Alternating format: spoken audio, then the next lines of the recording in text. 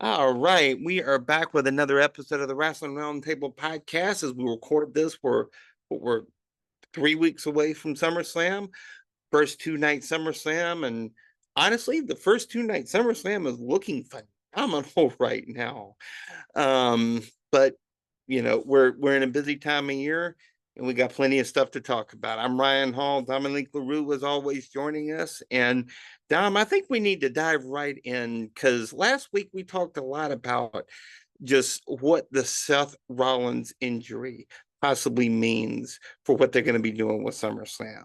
And there's a lot of speculation coming out right now that this Seth Rollins injury might not be what it seems to be on the surface.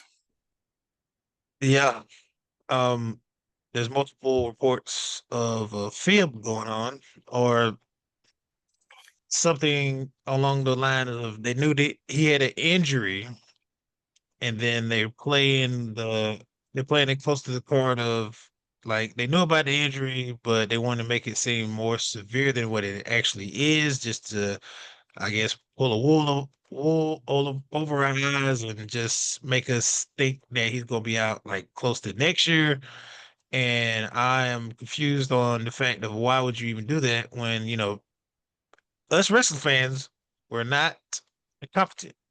All you have to do is simply just play backstage brawl that happened and we missed it and, who attacked Seth and go throughout the week until Roman made his return and just be like, was it Roman? Was it LA Knight? Who was it? Blah, blah, blah. Pretty much the CM same Punk, angle they're doing on SmackDown, but exactly.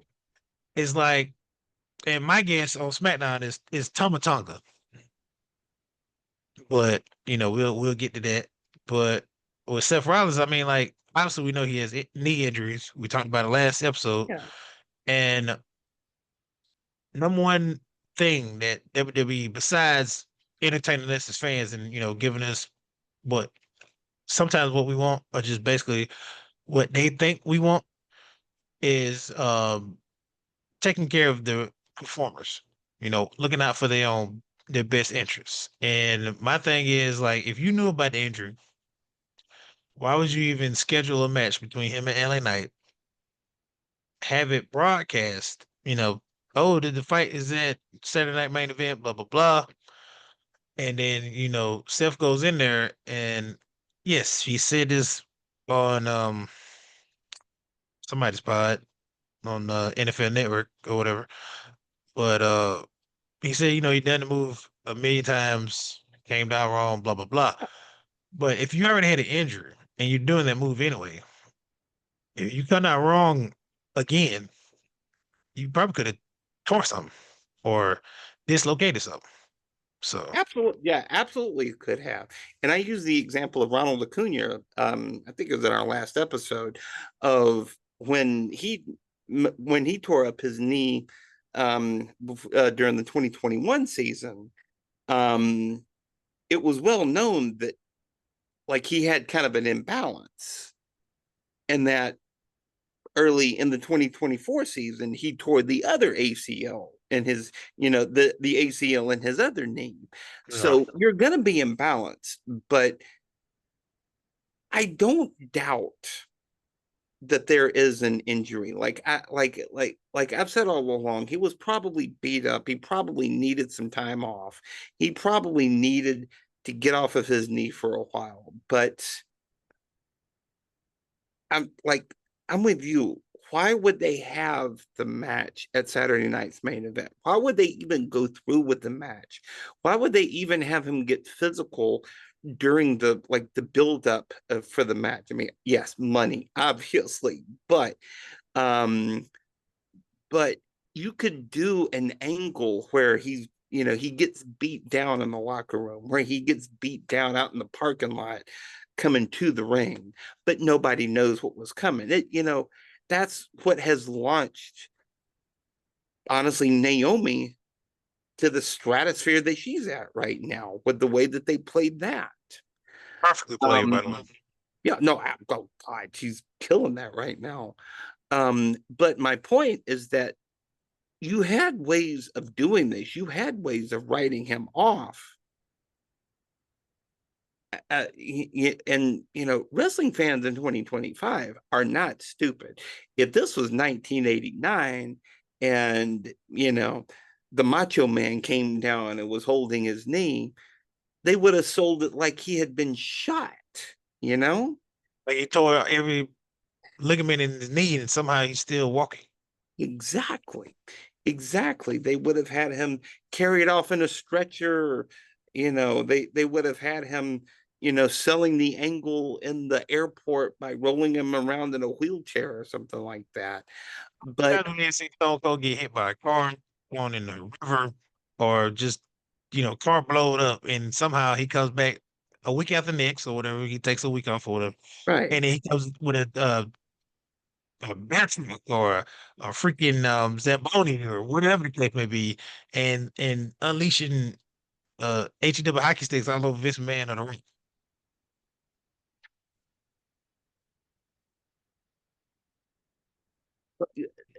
You're not wrong. You're definitely not wrong. But something about this just it lands sideways to me. Um, and I don't really like getting worked like this. But like I told you before we started the episode, it is falling into that realm of like WWE creative team or whoever the case may be is fumbling. Like they fumbled with the Travis Scott incident. They fumbled with the R-Truth incident. They keep fumbling with these different things that don't make sense. Yeah. And it's like when is it going to just like, granted, wrestling is kayfabe. Um the performers No. know what's going on. And that's the thing, like performers, like we said, the big word of trust. These people work with each other to give us the product that we want to see in the ring, and you gotta have trust. Some of these people backstage don't even know if it's real or not. Like nobody knows if Seth Rollins is actually a heel or if he is legitimately like healthy and is just taking time off. Or a combination of the two, because Or a combination of the two. Yeah.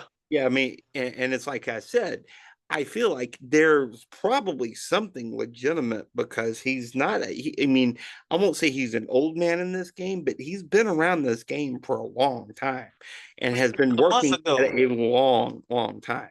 we keep forgetting that he was in like a ladder match. Like Yes.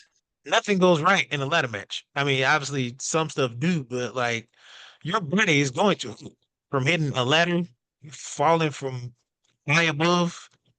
Like they're like what 20 feet in the air or maybe even more, falling from that ladder, and like stuff is falling on you. 300 pounds, 250-pound plus man are falling on each other. So I mean, who's to say he didn't get hurt then? And he was that's why we haven't really seen him in the ring a lot, is because like they was giving him time to take off. Yeah, exactly. Exactly. And it could have even been like a freak accident. Like remember that one ladder match that I forget who it was, but they did this kind of funky ladder bridge spot where somebody bounced on it and it came up and just shattered this dude's nose. Oh my, I forgot his name, but I remember who you talking about because as soon as it hit, I think it was John Morrison, not John Morrison to get a hit, but he was in that match. It was his tag team partner. Was His it tag Joey team Mercury? partner, Like Joey Mercury, maybe? Mercury.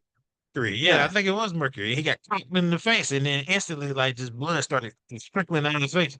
Like just That was, shattered that dude's nose. yeah, So it was freak act. gone. I mean, yes, it's predetermined. Yes, they have to work with each other. They have to protect each other.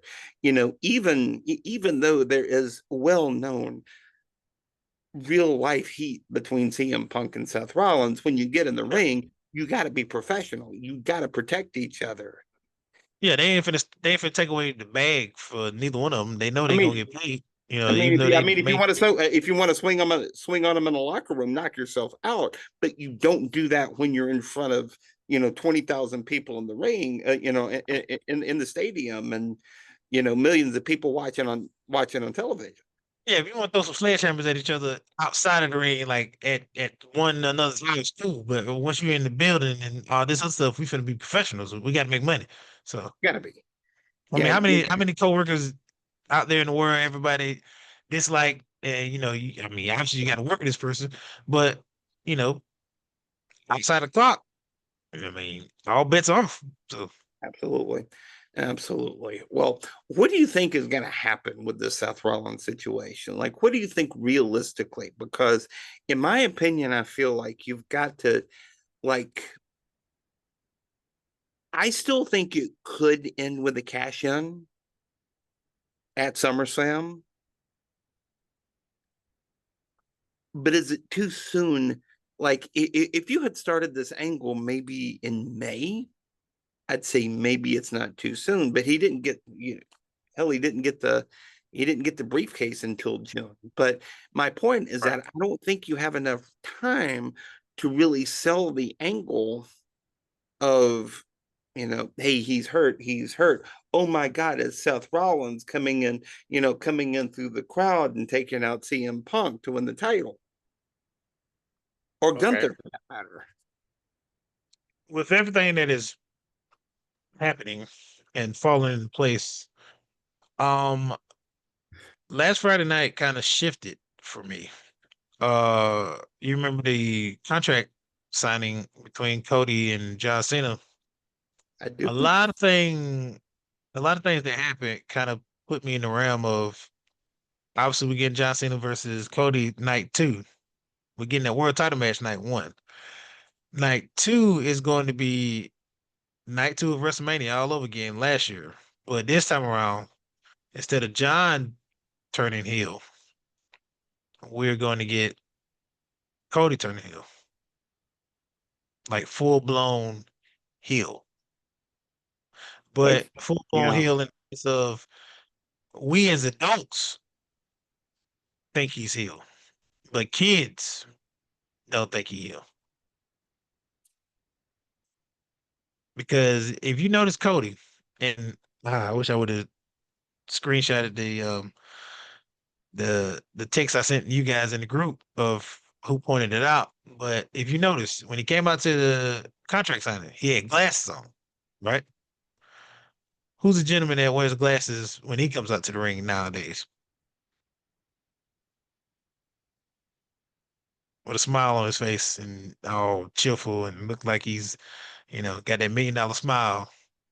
Yeah, the same one who comes out and taps the goosebumps on his forearms when he comes out to the ring. Yeah. Yeah, Uh, he pointed out to us weeks ago that, that offer is still on the table of selling his soul, quote unquote. Cody also pointed out Friday night that, he's going to do whatever it takes to get that title back. It's his destiny, right? He was born for this.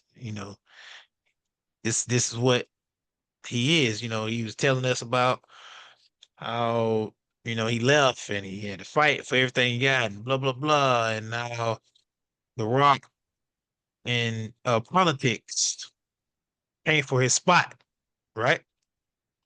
But last time I checked, your spot is still secured by a gentleman name goes by the name of TC1.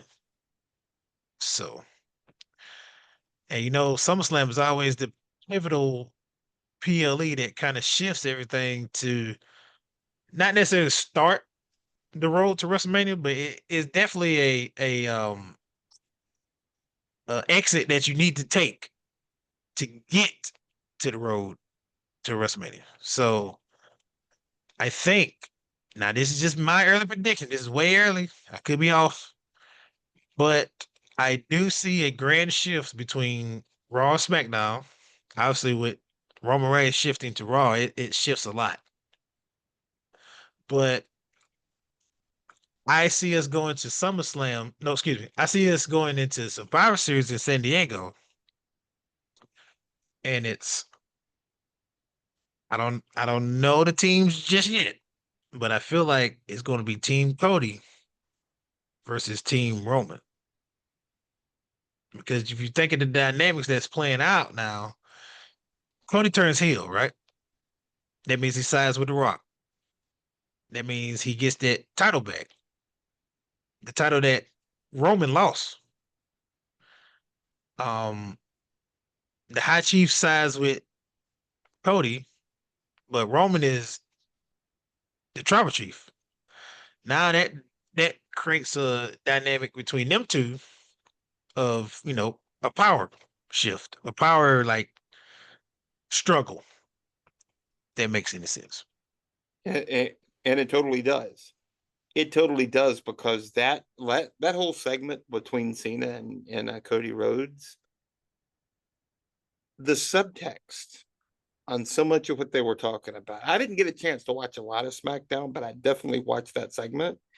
And this, like the subtext that went on during that segment, we've been saying it for months.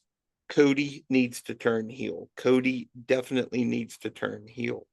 But not only did he wear did he wear the glasses, which he never wears, they looked an awful lot like the glasses that The Rock wears, number one.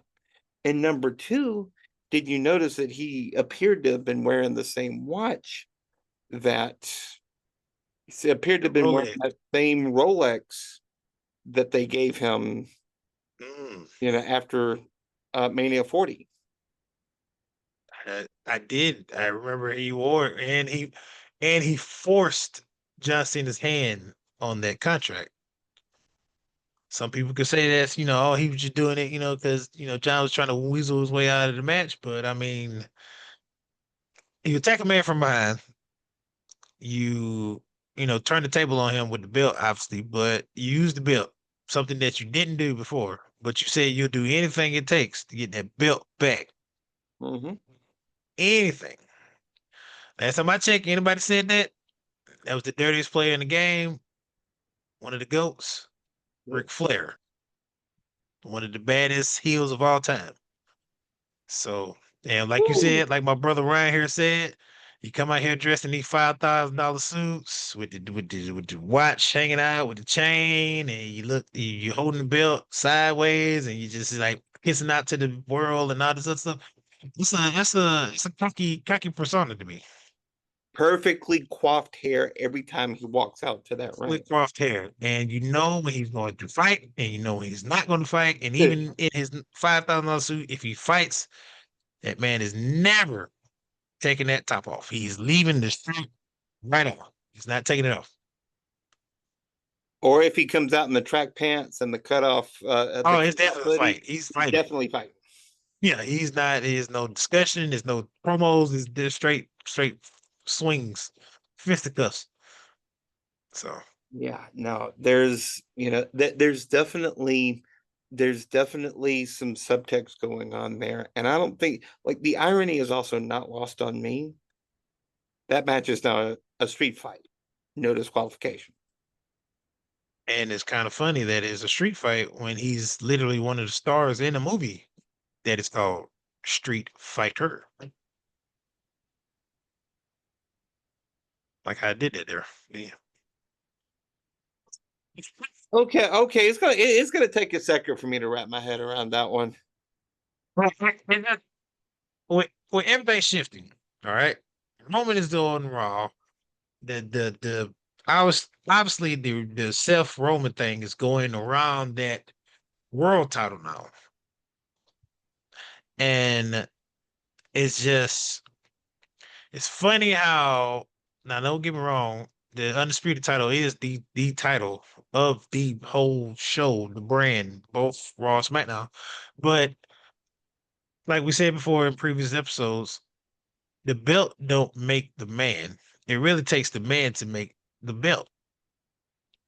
And with Roman going over to Raw and now focusing his eyes on Self's untitled faction, um, I think the way it's gonna play out, to get back to your question, is that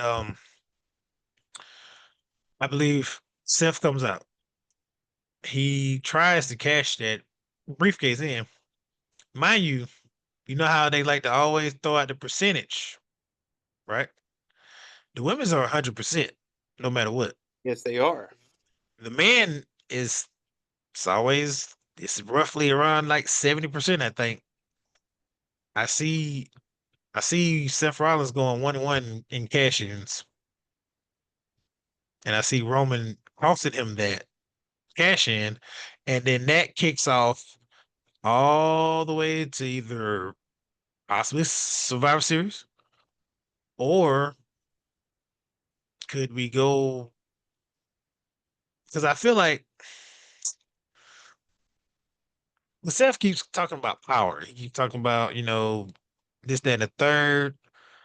And like, wouldn't that be a mind look if a year ago, right? No, excuse me, not even a year ago, 2 years ago, we go from having one of the biggest tag team matches of all time, Seth and Cody versus Rock and Roman. Hmm. You flip that 2 years later, and now we're getting Cody and Seth working for The Rock and Roman and Jay, or Roman and CM Punk, or Roman and whoever. But we get that. 2 years ago, we was like, oh yeah, Cody's gonna finish his story. Now it's like Roman has flipped the script. He's not even a baby face. That's the first thing. He's not a baby face. He's still a like neutral face heel.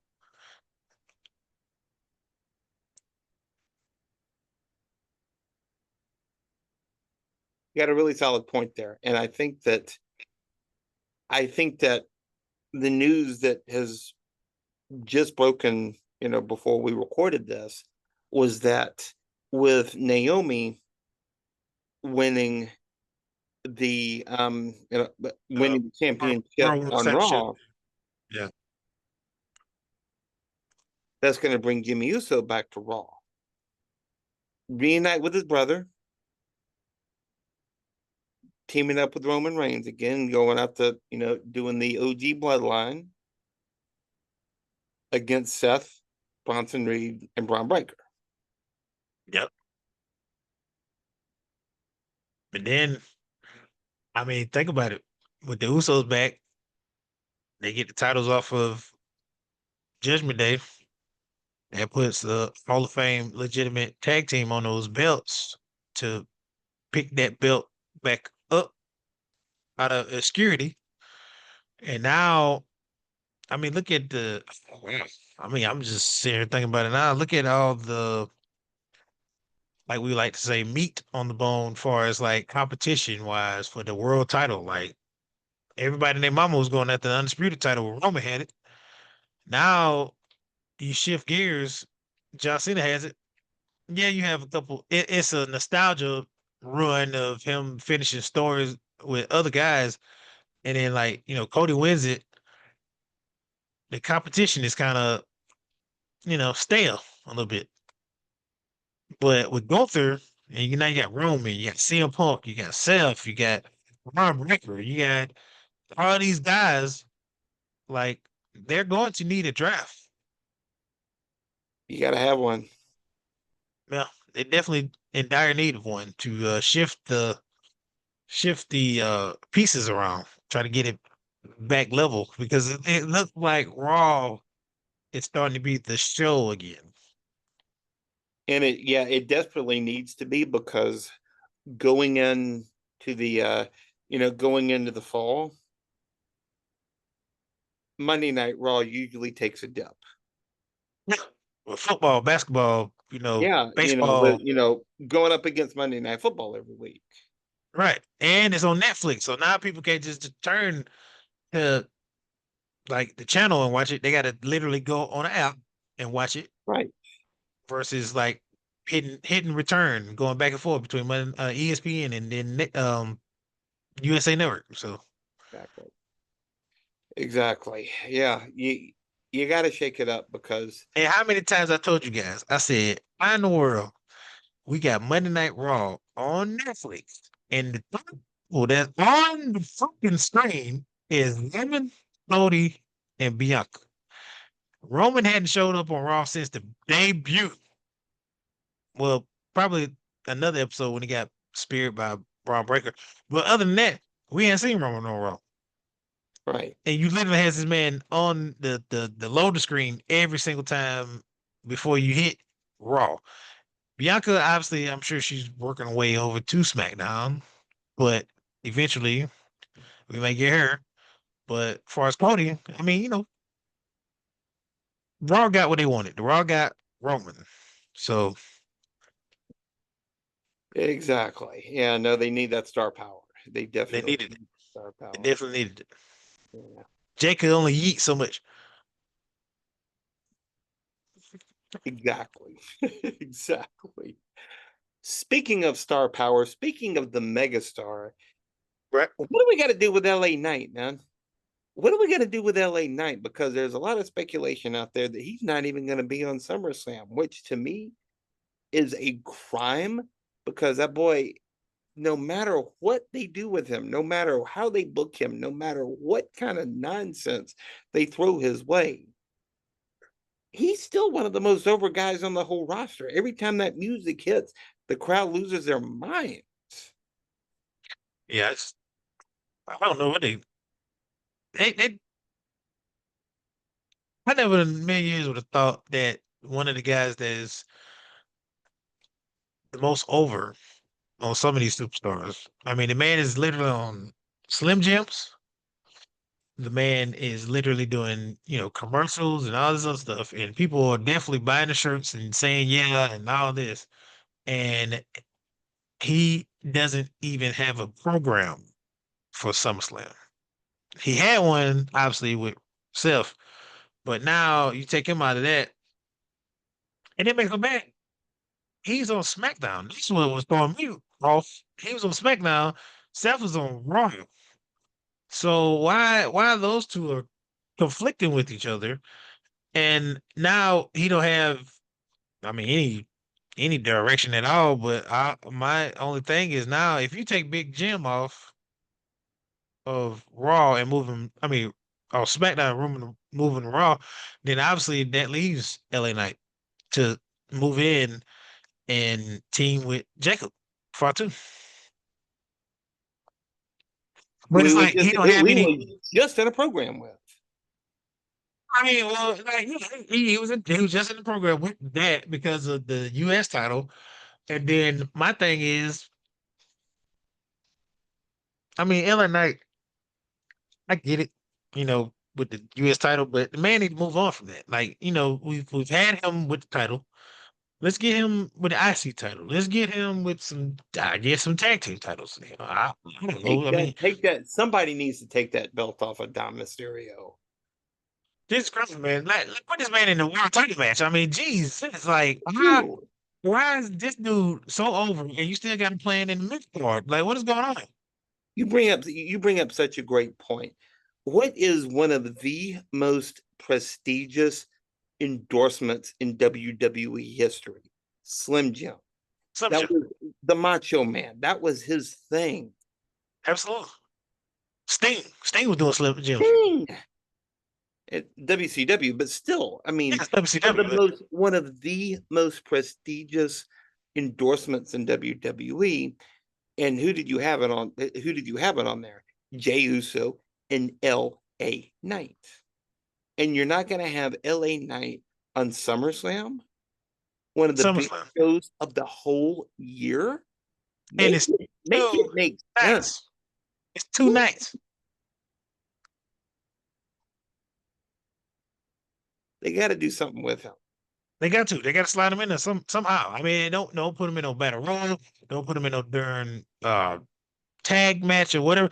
I'm sick of you trying to just justify putting somebody on a show in a match like that, like a tag match or a promotional match, like a freaking Slim Jim battle royale bullcrap. Like, put this man in a legit storyline that carry him on to either a world title match or an undisputed title match. At this point, when Cody wins that belt, the first man in line needs to be either Kevin Fatu. That's something we've seen him and Solo go back at it multiple weeks, but Jackie Fatu, LA Knight, or I'm thinking of a third person, but I can't think of somebody. At this point, Aleister Black. I don't care. Not truth. I don't give a darn. Whoever. But let's. It's time to either shift some talent over to SmackDown or start building talent up in SmackDown like they did back when SmackDown first got introduced. Yeah, the thing about SmackDown is that they seem, at least on the surface, in my opinion, they Yeah. seem to be trying to have that show be the more kind of sportsy kind of show, right? Right. Um, you know, you have Joe Tessitore, who's been tied up with boxing and college football for his entire career as the lead announcer on there. They're trying to play it off as the more sports heavy kind of production.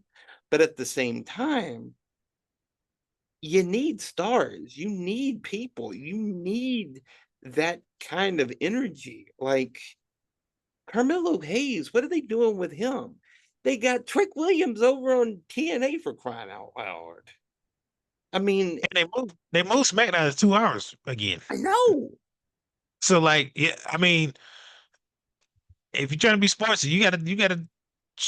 I mean, for lack of better words, you got to shove a lot of effort into like 2 hours. I mean, things got to be like that, like back and forth like that. And then like one of the greatest superstars of all time, he's retiring, so that leaves a big void outside of Cody, and like Kevin Owens is hurt, so he had successful neck surgery. So thank God for that. But like, I mean, we got Speedy Drew. recovery to them. Yeah. Yeah, we got Drew. That's good. We got Randy. That's good. However long we got Randy for, we don't know. It's not that long. So I mean, you got to kind of kick more talent up because the big guys, they're in their 40s, they're in their 50s, they're getting close to the end. So it's time to, like we said in previous episodes, like I keep repeating myself, these are what the mid cards are used for, to build up talent and make them respectable or make them okay. If he won this, then I mean he's next in line for the undisputed title. Gunther, example A. Example A, he came in immediately when he won the IC title. He won it, ran with it, and I mean, golly, Ran with it for over 600 days. yes, yes. I mean, he was rivaling freaking Roman Reigns on the length of a title run, But and that was he, for the IC title. no, exactly. And he's the big, like, he's one of the biggest stars in the game right now because And he's on. they, because they started him in the mid card. And that's a great example of building up stars, right? That's a great example of building up stars. But you know, and you have a lot of these veterans, right? You brought up Randy Orton in a program with Jelly Roll of all people. I I mean, are we I don't ever want gonna see I, 15? like I don't want to take a dump on that, but still, Right. come on. Are we ever gonna see 15? That's what I want to know. Like we got to see John Cena break the record, but one of the goats in the game, one of the guys that has made a full, he went from a jerk to a jackbutt to like literally almost getting released to like turning his life around, and he's the Viper, like heel babyface, whatever the case may be. We are going to love him no matter what. And this man, I don't know what you're doing. Maybe he don't want to win the title, whatever the case may be. But like, give us 15 for God's sakes. Like Randy Orton with a title is not going to hurt anything. No, not gonna hurt a Look thing. at look at '09 to what, 14, 15, maybe, Yeah. if that. The man had a miraculous run. Like you can stand him with the title. I mean, him being in a title hunt, it wasn't gonna piss you off at all because I mean that's just what Randy Orton is. He was groomed for that. He was the guy with Evolution and him being the third generation superstar and all this other stuff like second generation, excuse me, second generation superstar. It just and that's the thing. Like I don't know what is going on. Maybe Vince McMahon shoved the attitude there down our throats to the point where nobody could like break that mold. But now, I mean, we're in the Triple H era, and all you guys from NXT coming up, and like we know which one's the Triple H favorite. But at the same time, these other cats that are coming into the main roster, they're legit. I mean, Karrion Kross. When is this man gonna get a title? A singles title. Yeah. I mean, how many times got beat up Sami Zayn for you to just be like, all right, we need to let him beat up Dom or let him beat up. I mean, he got a program with AJ Styles. Like he literally was messing with AJ Styles for a while, and then they had that little thing, and then it just whatever. But I mean, he's just coasting right now. Really, Yeah. Yeah. And as over as that man is, however, like anytime he does an interview segment, that crowd hits. The man is over. They love this guy, and it's he's a hell of a worker. it's tough. It's tough. Like it was in the top three. I don't understand. I I don't don't get it. understand it. Yeah. Don't get it. Yeah, I don't get it at all. I don't get it at Speaking of making superstars or stars in general, your girl Jillian. Yes. Yeah. No, Giulia, they are looking to do Julia. like an open challenge with her. And I'm curious as to what you think with that because we kind of speculated before Evolution that this could have been a way to bring AJ Lee back, Yeah. or this could have been a way to bring Paige back. And I still think this open challenge could be a great way to bring one of those people, one of those stars back. Um, However, they could bring somebody up from NXT, and they've been putting Saul Ruka a lot on SmackDown. They've been putting Kelani Jordan. She's Kalani Jordan, that's the name. Okay, yeah, yes. yeah, But she's engaged to Mello. who, So who clearly didn't miss. I'm just saying, but Mello didn't miss. But you know how they are about like couples. If you're engaged or you with somebody, they go and try to put you in the same area so y'all can work and travel together. So I exactly. mean, Kalani could be one. Lash Legend, a girl. Lash Legend, how much I spoke her up. Right. In our last episode, how good she looked in that battle royal. Absolutely. And then with that only means that Pac will eventually be brought up to SmackDown. But eventually you have to bring more talent from NXT. If you're not going to, this is the thing that pisses me off. Ever since they had that some Survivor Series where they had all three brands, right? They had all three brands. And NXT wiped the floor with everybody, besides the last main event with the men and Roman won that. But if you can't consider NXT a main brand, and you keep making it like a developmental brand or whatever the case may be, you say they called up to the main roster, then bring some talent from NXT. Stop using the Nikki Bellas of the world. Stop using the Mickey James of the world. No disrespect to them at all. I love them.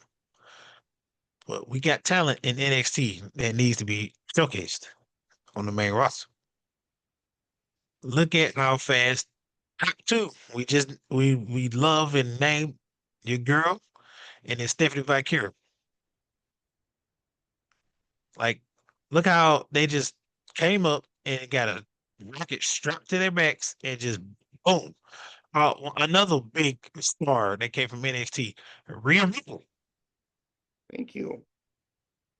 Like, it's so many NXT former alum that came and became stars.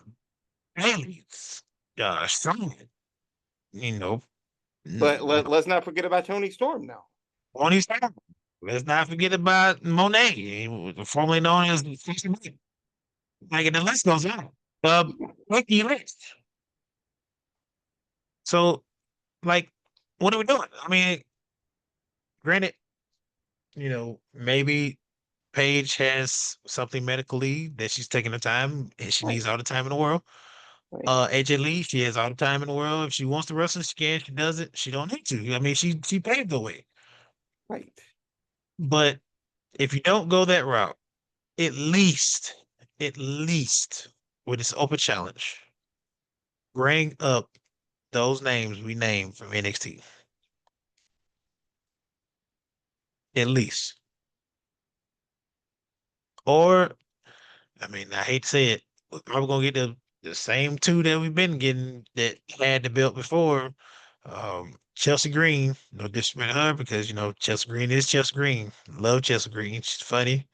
Um, I'm still waiting on that match between her and Penta, but I don't think You they'll and me pull that both, trigger brother.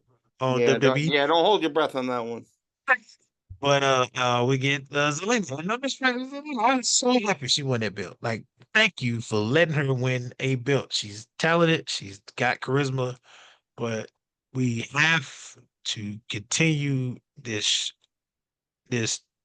rocket and like either build new stars or continue with the new star that has the title. And you know, You went backwards by putting it on Becky. I'm sorry. Like, I get it. Becky's the man, blah, blah, blah. She's one of the GOATs, blah, blah, blah. Whatever the case may be, you was calling a grand champion without that title. So what makes it any different that she won the IC title? Same thing with Bayley, but I would have loved to see Bayley win it too. But my girl, Valkyra, she is definitely she's brung it. She started getting a little bit more feisty on the mic. And mhm. I mean her ring work already says a lot anyway. So Yep. In my opinion, Becky's been really good for her. Just yes, being in this program with Becky has been really good for her. absolutely. It brought something out that she needed. Like at Yeah, first, when she first came up, we was like, you already know my feelings on her. I was like, why did the Tom Franklin win it? The Tom Franklin was winning. Like she was doing great in the ring. Like she had everything going for her to win that belt, but they gave it to Valkyria. And in a sense, when you put it on somebody, obviously you see something in them that is worth them having that belt because it's basically like you here's the keys to the Ferrari. We choose you. to kind of piggyback on what you're saying. Yeah. Um, Stephanie Vaquer, Giulia. Let's just use those two for an example here. They were already tailor made, in my opinion, for the main roster. I mean, Giulia was already a megastar in Japan. Same thing with Stephanie in Mexico. They were already huge stars. They were polished. They had great looks. They had great, personas. They just needed a little bit of seasoning to that to kind of get WWE-fied, so to speak. Yeah. Um, I don't really see them as like part of the developmental program. Lara Valkyria is a great example of somebody who needed the developmental program. Lash Legend, another example. Kalani, another example. People like that who needed like had the kind of the athleticism, kind of had the look. I mean, let's not twist it here. You got to have a great look to be a part of this business. Oh yeah. But but you also like you can't teach the look. You can teach somebody how to take a bump. You can teach somebody ring psychology. Um Yeah. What that's call it? it's that it, baby. You gotta have that it. Gotta have that it, baby. Yeah, yeah. I love, yeah, yeah. No, God, I miss Dusty. But just, but just I think the idea that you need those kind of stars. Like Blake Monroe, I feel like could be on the main roster right now. Think so? Like the work that like the work that she did in AEW. I Oh, think, yeah, yeah, yeah. I think speaks for itself. Granted, she had a hell of a partner in Tony Storm to be able to pull that out, but um, but like she could have been like they could have put her right in the main roster, I think. I think they're But doing good by giving her a dance partner with another one that is destined to be in the main roster too. What's her name? Jordan. Jordan Grace, yeah, Yeah, Grace. Yeah, another yeah, one. So who's had battles with Naomi and TNA? absolutely. Hell of a battle with with Naomi and TNA. Absolutely. So like you get, I think in NXT, and I noticed that like back when it was Black and Gold, when you think about all the great rivalries they had, the Adam Coles and the Karrion Cross and the Finn Balor's of the world having it with Samoa Joe and like another rivalry that's one of my favorites when I finally got in NXT was Velveteen Dream and Aleister Black. That was one of the like obviously it was like a weird rivalry, but it was very entertaining because both sides were different. Like you had Aleister Black, the dark, gloomy mystical figure, and then you had Velveteen Dream, the outspoken, flamboyish, like I want to say bad boyish, but just like this, like in your face type dude. And it was like, and then crazy because like you seen the, I think I sent a TikTok to y'all or just seen it. And it was like how it was a guy on TikTok, and he was just like, it's crazy how you think about how Bloodline storyline started, right?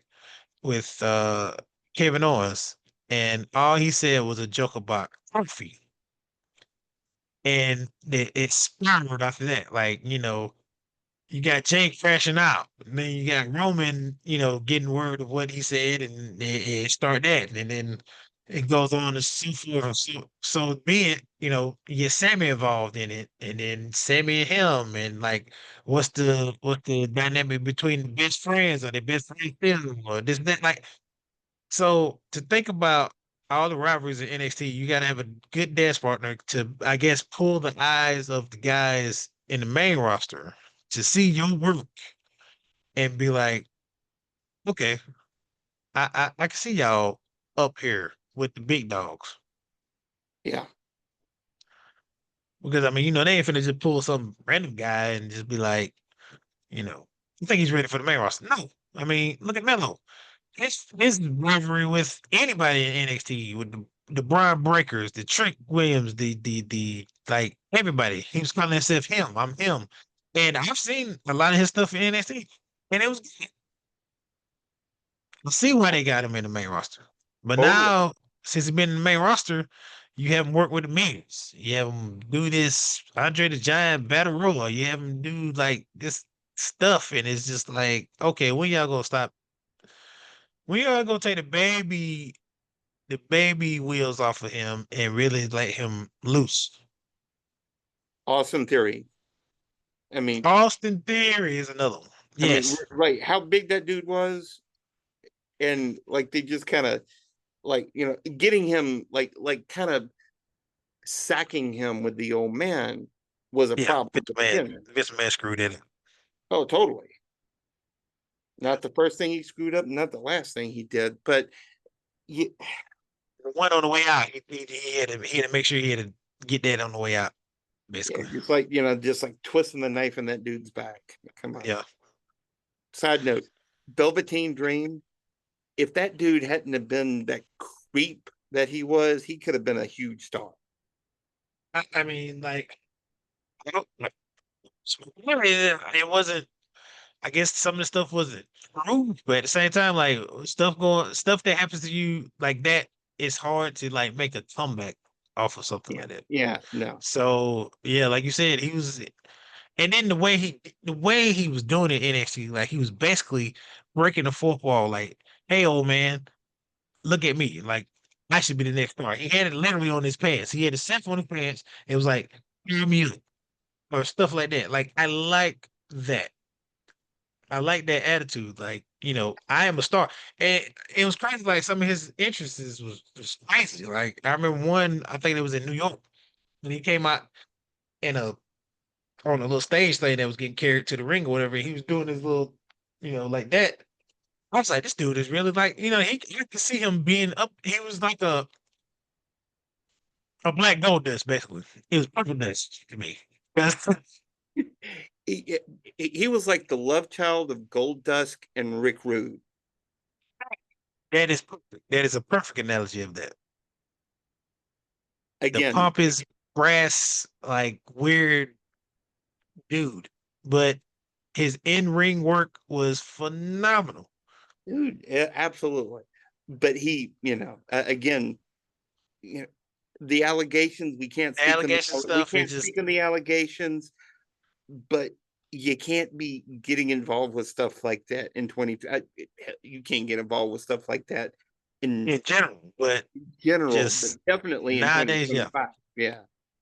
Or 2022 or whenever it was. But yeah, but kind of get, we kind of went down a rabbit hole a little bit there. Like I That's what we're feel, doing this back. yeah, well, exactly. But um I feel like you've got an opportunity. If they do this open challenge with Giulia, you've got an opportunity to really to either, to either like do like the Seth Rollins, bringing Cody Rhodes back at, what was it, WrestleMania 38. You got that opportunity, or you could drop a crown on somebody's head and have a Jordan Grace come up and win that title. Or is the SmackDown gonna be at next Friday? Well, this Friday's coming up, excuse me. Is it any idea? Good question. Because I mean, most times us wrestling fans, we try to find something out of nothing. So most time the location definitely tells I guess shows the hand in a sense. But in other dynamics, it could just be some random name out of the hat. So Yeah, yeah, and it could very well be, but if they played this right, they could really play it well, I think. and I mean, like, not to say this is possible because of like her contract situation and her wanting to buy herself out or whatever the case may be, but Britt Baker could be a big suit. Do you know how I think the internet would crash if Britt Baker ends up being one of the people that shows up? I Like, think I think I would crash I, because dude, the money matches you've got with her in that women's division right now, oh my, oh my. And Britt. could you see her and Chelsea Green go at it? Oh, take And my just money. the Just iconic well, just the look, promo battle alone between those two. right? And the iconic look of Britt Baker when she was like bleeding. I forgot what match it was in AEW, but she was like just bleeding all over her face, and it was like she just enjoyed it. And the Candace, I mean, and not Candace, excuse me, Chelsea Green. I forgot what match she was in outside of WWE, and she was bleeding, and it was like, she was just like screaming or whatever. Them two just alone would be magic. Yeah, yeah. Don't think that's going to happen for a bit. Although I could possibly see that maybe towards Royal Rumbles, Survival Series, Yes. Royal Royal Rumble Rumble for kind of sure. time. Royal Rumble for sure, I'd say. Yeah, no, no, definitely, definitely. Well, I think last but not least, I want to hit on this. There's been a lot of speculation out there about could this first 2-night SummerSlam end up being better on paper than WrestleMania 41? And just looking at what they've got right now, I'd say the possibility is definitely very strong. Because right now, let me just, because obviously we're still 3 weeks away, but right now, just pulling up the kind of the announced card so far. But actually, two weeks away. Yeah, no, yeah, 2 weeks away, exactly. Yeah. Um, but yeah, you got Solo Sikoa and Jacob Fatu in a steel cage. Yes, please. You know Jacob's going to be doing something absolutely insane during that match. You know that whole MTF and just outside interference is gonna be crazy. Oh yeah, no doubt, no doubt.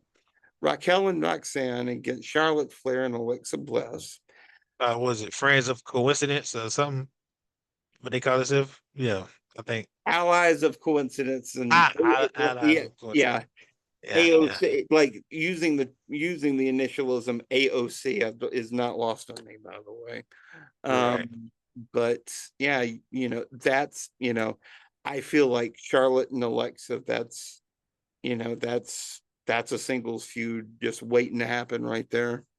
I can see those belts going on them, and Alexa being I want to say she'll be a 3-time champion, if I'm Mhm. not mistaken. While Charlotte be a first time tag champ, I Yeah, believe. maybe so, maybe so. Yeah. So, Not and sure. then I mean that definitely. It'd be too soon because I know Liv's gonna be out for a while. I would be like, what if Liv came back around SummerSlam and cost them tag team belts, even though she's not. I mean, she dislocated her shoulder, so No, but yeah, no, yeah, she's gonna be on the show for a minute. But yeah. then Becky Lara 3, come on, you know, Man, excuse me. Um, no, that was Vira and Becky. No, that Vira and Bailey 2 out of 3 falls. My bad. I was thinking that was they're gonna be a SummerSlam, but no, just for the IC title, which it'll be good. It'll definitely be good. I feel like it will be good. Naomi, Rhea Ripley, Io Sky, that's money. That's just Sign me up. You got them straight up two money. involved. You got them two involved with Rhea and Io Sky from WrestleMania last year. Oh yeah, sign me up for that Gunther, because the match. yeah, no, Oh, Gunther CM Punk, come on. that's already fireworks ready to Yeah, no, be.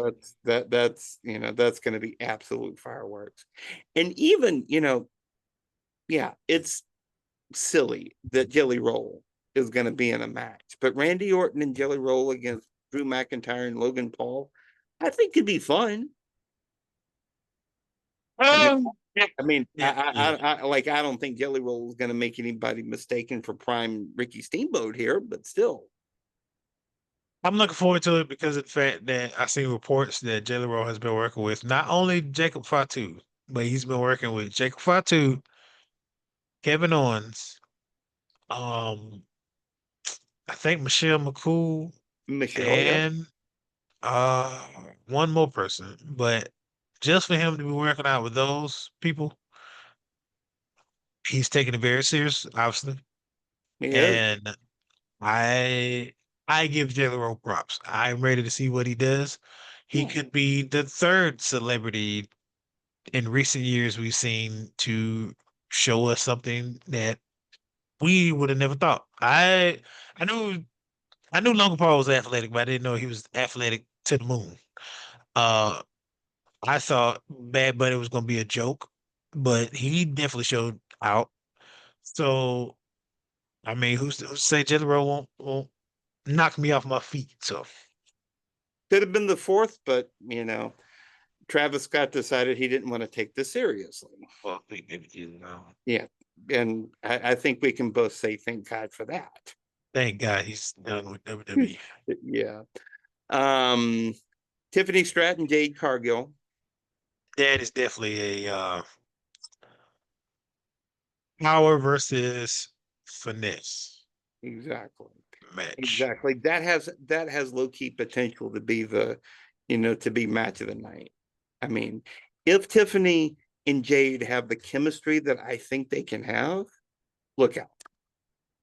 Quite frankly, I think that I feel like I feel like Jade is gonna win that match for some reason because not to not to disrespect Tiffany, not to just say what she does in the ring isn't great. It is, but the quality of opponents that you have fought, granted, it's been name based basically. Trish Stratus, not to say Trish Stratus wasn't moving well for a 50-plus-year-old person, she was doing phenomenal, but was to sit here and think that people weren't excited to see Trish maybe win that would be crazy. Everybody wanted Trish to win that belt. Absolutely. Um, Tiffany's cool and all, but it's definitely time. It's getting around that time, like we said, that that belt need to change hands, in my opinion. And Jade has she's still green in some areas. She's definitely still green in some areas. But I mean the star power is there. I mean, Totally. you don't get somebody that type of production coming out and doing the whole like that and just like everything about her screams she's definitely going to win that title. And I know it's cliche. I can't stand this word, but it's true. The aura that comes off of that woman is you can't measure that. It's a can't mess over. And the stare down that we got between her and Charlotte, it was way different than what it was with Tiffany and Charlotte. It was more of a box office, I know we say this on the show a lot, but Rocky versus Apollo or Yep. um Stone Cold versus The Rock kind of feel. It was more of like it was definitely that. Yes, the understanding of Rock versus Stone Cold, where Rock was in nation domination and Stone Cold was like coming for the number one spot. Like both of them were coming for the number one spot. And then, obviously Charlotte's in the number one spot, but Jade is coming from the bottom. And like you said, she just got that aura, or what they call it, aura farming filter. Yeah. Hogan Andre. Yeah, most definitely. I mean, you've got, I mean, that like she's got the star power that woman has. If she could ever, she, I don't think she's ever going to be a great worker, but if she can just take her ring work just a little higher, she could be the biggest star in the women's division. I think But she's she's there. not there yet. I But think she's she's there ring close. wise, but Yeah. the promo wise ain't really falling for me too much. You Like think you so? said, it seemed like she's reading from a script or something. You know Yeah, what I mean? Like it's like not she's reading from cue cards. she's not going out there and just speaking from the heart or speaking just speaking. Like when Bianca comes out and speaks, she speaks like she speaks. Naomi, she's speaking like she speaks. Oh my God. The promo she cut last Friday, and she was like, girl, I don't even, or last Monday night, I don't even understand what you just said. Like, oh, that just floored me. I was like, yeah, can't wait to say this. Naomi has never been this bad in her life. I'm loving the work that she's doing. Right. Absolutely. And it's just like, it's like everybody on that stage, their promo work has went by far, way far and beyond what it was before. You can even say that about Rhea. Rhea kind of was like, I don't know. I mean, she's great in the ring, but the promo work kind of need a little bit more pizzazz to it. You know what I mean? Agreed. Agreed. I mean, like no disrespect to Io Sky. I mean, I don't when they come out, I just like can you like dumb it down for me? Like subtitles. I need to know what you just said. So agreed. But I think that, and of course, Cody and Cena in the main event in Yeah, a Cody seen it night two. That's street definitely fight. night two for sure. Yeah, yeah. Um, You think we get Roman versus Braun? SummerSlam? I don't know if we get one on one. I'm feeling a tag team match. Who do you team with Roman though? Oh, come on now. You already know that is. You already know that is. Come on now. You can't have SummerSlam in New Jersey and not have Jay Uso coming out yeeting in that arena. That Yeeting, is yeeting. Okay, all right. Touche. Yeah, I can buy that'd it. be diabolical to sit there and have one of the most over superstars, just like LA Knight, and not have this man come out in the crowd, coming down that arena and not yeet. Four letters, one word, and it's not Jets. And ain't Mets either. It ain't Messi either. Oh, God. Oh boy. Well, I should probably not talk because my Braves are in fourth place right now. But anyway, my you've got um I think this again on paper, I think it can end up being better than WrestleMania. Oh, I'm excited for some film. Like I'm really pumped. Like to be honest, I don't even obviously there's some slams in the past that we probably could be like, oh, that was a terrible SummerSlam. And maybe we do pull up one and review it on the show, maybe. But SummerSlam has always been one of those PLEs, just like WrestleMania, that you look forward to because it's like you said, it's the middle of the year, somewhat, obviously we went over the middle, but it's right towards the end of the summer. We're getting ready to kick off football, basketball, October baseball is right around the corner Yep, and all this. And it's like that tip of the iceberg for our generation, people that grew up exactly. watching all that in wrestling. So, Exactly. And they're actually taking it seriously this time because let's not forget that one SummerSlam where they had Hulk Hogan going against Debo from Friday. oh dear God, I forgot I'm all sure about you that. remember that. I forgot all about that. Whoa. Or Zeus, as they called him. Oh God, I forget all about that pay-per-view. Yeah. I try to not think about that pay-per-view. That and that's another reason why, you know, recent years with celebrity appearances, you're skeptical because it's just like, all right, man. I mean, I get it, but do we really need this? I really need this. So, but like I said, with the recent the Logan Pauls and the Bad Bunnies, like it changes my mind a little bit for celebrities, and hopefully General has lost weight. Obviously, he did it for his health, but Yeah, obviously he's putting in that work to take it serious. So, exactly. Exactly. And I think that is he going to be Jay Leno? Is he going to be Karl Malone? Or is he oh, going to, or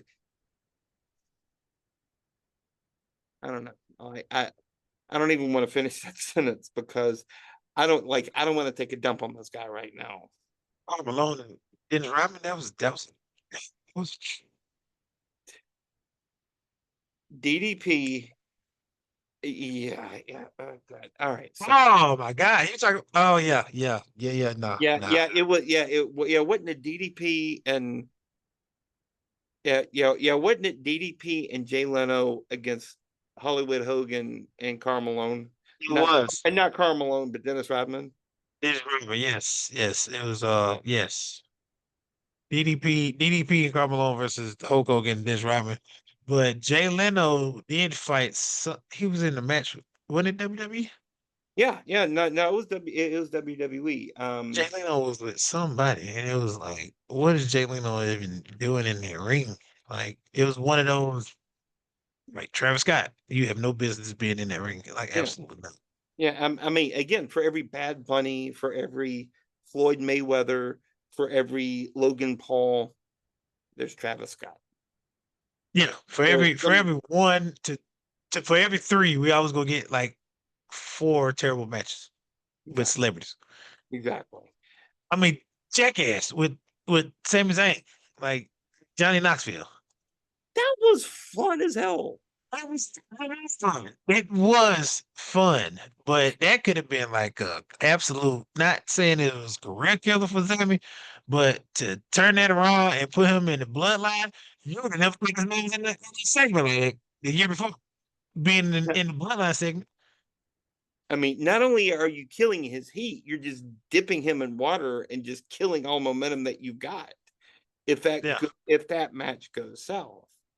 yeah, yeah. But he definitely made Johnny Knoxville look good.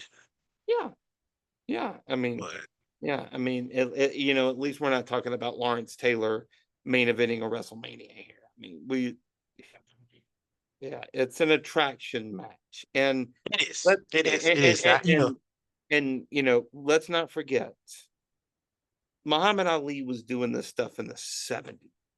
he was. Um, you I know, mean, part of the first Mike Tyson part was of the involved in something like this. So part of the first WrestleMania. Mike Tyson, um, Shaq, for crying out loud. yeah, Shaq versus Big Show. I forgot. Oh, why did you remind me of that? I mean, Yeah. Shaq has been in WWE. He's been in AEW with Cody and Jade. Who would have thought that? Well, hopefully we're leaning. And again, I hate Travis Scott with the heat of a not Travis. I hate Travis Scott too, but I hate Logan Paul with the heat of a rocket engine. But the guy's good. The guy's good in the ring. Right, I forgot to bring this up. We are 2 weeks away from there, and one of the hosts, well, not even one of, but the host of SummerSlam is a New Jersey native. Um, Oh, sweet heavenly Jesus, please don't say it, but go ahead. the RPD, and he has been very involved with Naomi on X, by the way. So Okay. Yeah. I wouldn't be shocked if we won't see something very soon, either this week or next week, that Cardi B may put her head into WWE. So Oh, just wanted to prepare you since we was on the segment of celebrities. So well, I guess for every I guess for every Bad Bunny, there's Cardi B and Sexy Red. Oh God. All right. and then ironically, her boyfriend is playing for the New England Patriots. That's the crazy part. So Well, I think before I get too pissed off, I think this is a good moment to end this episode here. All right. Want to do it again next week, my friend? oh yeah, absolutely. All right. So thank you so much for watching and listening to the Wrestling Roundtable presentation of Royal Hearts Media. If you're watching this on Monday, July 21st, I am going to be going live on my Facebook at 7 o'clock Eastern time to talk a little about my new book, The Eternal Encore, which is on sale as we speak. So get online at Amazon on that. But you can follow us on YouTube, Spotify, Apple Podcast, all that good stuff. Follow us on Facebook. And as always, leave a review, tell a friend, and don't forget to yeet. Absolutely. All right. For Dom, I'm Ryan. Thanks for watching. Thanks for listening. Until we eat again, take care and so long for now. Good night, y'all.